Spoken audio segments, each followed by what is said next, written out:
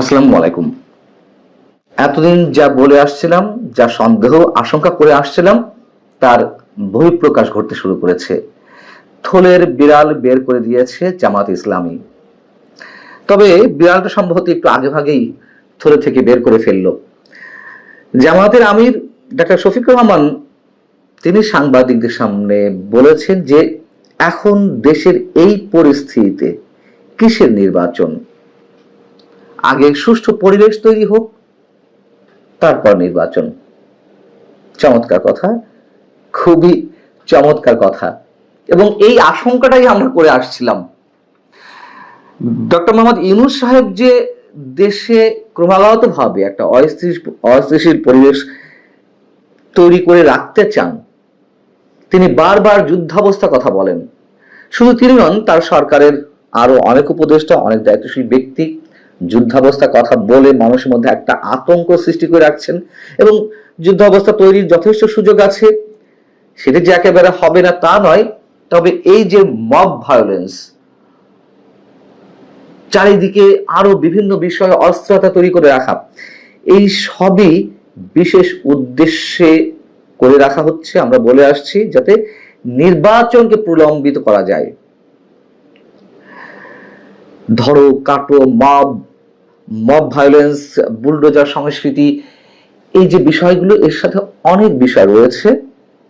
এর মধ্যে যেমন মুক্তিযুদ্ধের ইতিহাস মুছে ফেলার একটা চেষ্টা, কিংবা আওয়ামী লীগ নিশ্চিহ্ন করার একটা চেষ্টা, সবকিছুর সাথে নির্বাচনটা প্রলম্বিত করার বিষয়টি একটি কমন সাবজেক্ট তাদের কাছে, এমন মন্তব্য অনেকেরই। এবং নির্বাচন প্রলম্বিত করার যে ডিজাইনগুলো সরকারের কাছে রয়েছে, এটি তার অন্যতম একটি অংশ, যাতে চরম একটা অস্থিতিশীল পরিবেশ সৃষ্টির মধ্য দিয়ে মানুষ কেউ উচ্চারণ করতে না পারে যে নির্বাচন দেওয়া হোক। যেভাবে মব সন্ত্রাস চলছে, যেভাবে খুনোখুনি, রাহাজানি, যেভাবে অন্যান্য বিষয়ে মানুষ অস্থির হয়ে আছে, আতঙ্কের মধ্যে রয়েছে, তাতে অবশ্যই যখন নির্বাচনের দাবিটা খুব জোরালো সহকারে উঠবে, তখন মানুষ বলবে আসলে এর মধ্যে নির্বাচন কেন দিতে হবে, নির্বাচন এই মুহূর্তে তো সম্ভব না, মানুষ তো ভোট কেন্দ্রে যেতে পারবে না। তবে এটুকু আমরা আশঙ্কা ব্যক্ত করছি যে যা চলছে এর চেয়ে সত্যি সত্যি আরো ভয়ঙ্কর পরিবেশ সৃষ্টি করা হবে, তারা সেটি যারাই করুক না কেন। এবং সেই বিষয়টি আগে ভাগে জামাতের আমিরের মুখ থেকে বেরিয়ে এলো। শুক্রবার নীলফামারীতে তিনি সৈয়দপুর বিমানবন্দরে সাংবাদিকদের সঙ্গে আলাপ করে যে বিষয়টি বলেছেন আরো, তা হচ্ছে আমরা আশা করি যদি মৌলিক বিষয়গুলোতে কার্যকর সমস্যা করা যায়, তাহলে ভালো একটা নির্বাচন সমস্যা করতে হবে এবং ভালো নির্বাচন দিতে হবে। জামাত তো বিভিন্ন সময় বিভিন্ন ধরনের মন্তব্য করে আসছে, কখনো বলছে স্থানীয় সরকার নির্বাচন আগে দিতে হবে, কখনো বলছে ডিসেম্বরে নির্বাচন ভালো হয় দিলে ভালো হয়, কখনো বলছে যে নির্বাচন এপ্রিলের মধ্যে হলে ভালো হয়, কখনো বলছে না ফেব্রুয়ারিতে কেন নির্বাচন, কখনো বলছে যে মৌলিক সমস্যাগুলো হলে ভালো হয়, কখনো বলছে আমূল সমস্যা করতে হবে। এবং এটিও তো বাস্তবতা।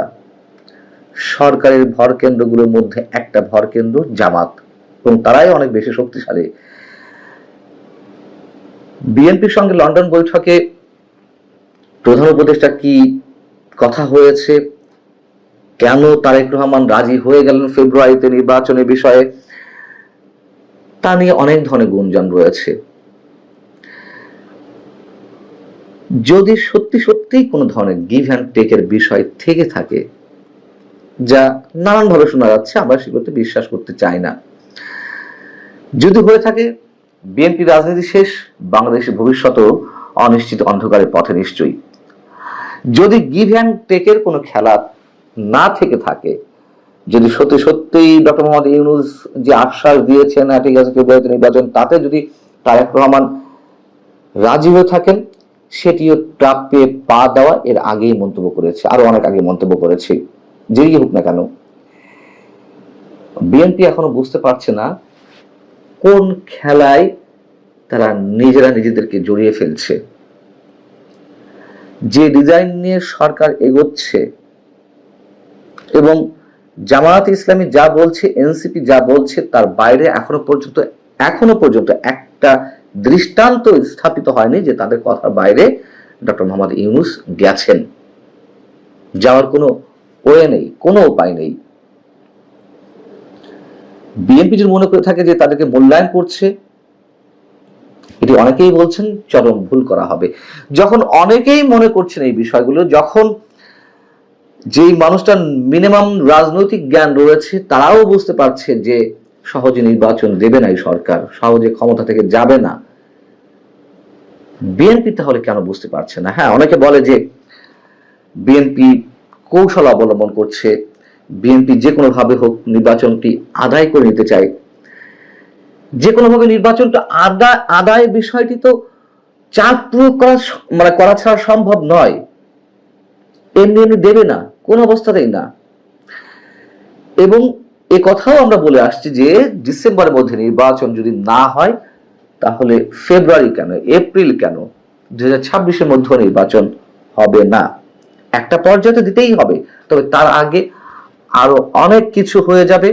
বারবার বলছি, আবারও বলছি, কিন্তু আমাদের দুর্ভাগ্য অথবা আমাদের বোধগম্যতার বাইরে যে বিএনপি বিষয়টি বুঝতে পারছে না। কৌশল তো অবলম্বন করেছে, একটা বছর প্রায় হয়ে গেল, কিন্তু তারপরেও তারা চাপ প্রয়োগ করতে পারছে না। বরং ইশরাক হোসেনকে নিয়ে যে আন্দোলনটা গড়ে উঠেছিল ঢাকা দক্ষিণ সিটি কর্পোরেশনের মেয়র পদে বসার জন্য, সেটি নিয়েও বিতর্ক রয়েছে। তবে হয়েছে, একটা আন্দোলন গড়ে উঠেছিল। লন্ডন বৈঠকের পরে সেই আন্দোলনেও ভাটা পড়ল, বিএনপি পিছু হটল। বিএনপির রাজনৈতিক ভবিষ্যৎ কি আমরা জানি না।